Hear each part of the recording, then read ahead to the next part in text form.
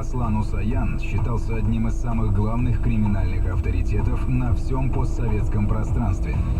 Кому перешел дорогу 75-летний вор в законе? Начнется ли в России после этого убийства новый криминальный передел? Все подробности произошедшего и комментарии экспертов. Сегодня на радио Вести ФМ.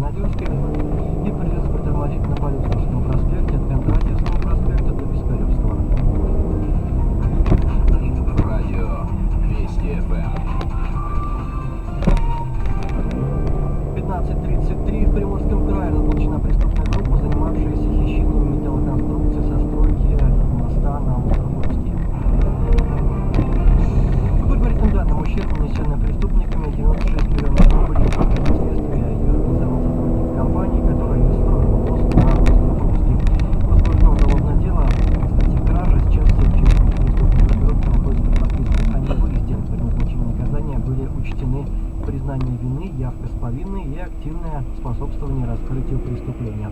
Из Владивостока Елена Боярская.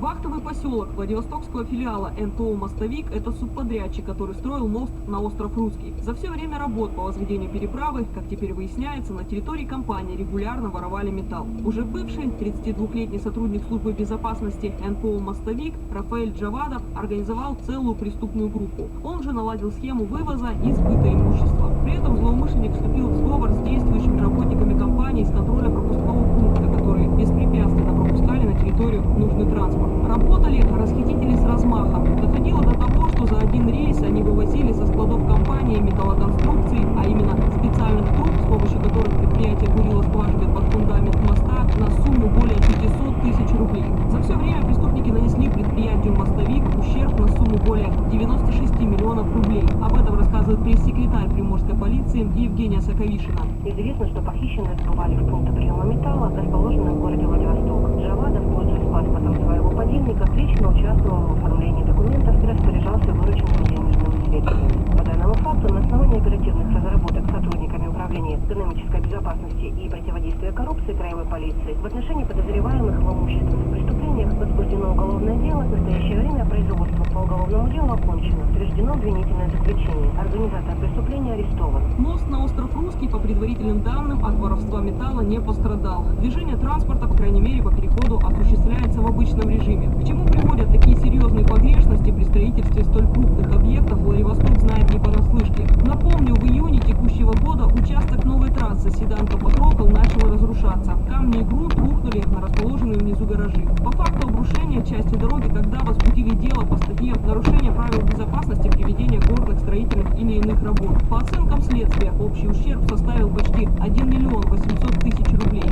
А спустя 2 месяца, в сентябре 2012 года, в результате оползня обвалился участок подпорно-бетонной стены на эту же трассу Седанка-Патрокол, которая как раз и ведет к мосту на остров Русский. Елена Боярская, Вести ФМ, Владивосток. Добавлю, очередная сессия Азиатско-Тихоокеанского парламентского форума пройдет на острове Русский с 27 по 31 января.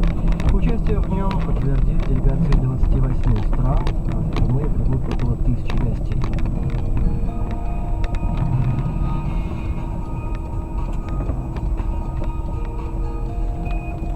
К другим темам Минюст предлагает согласовывать публичные религиозные обряды.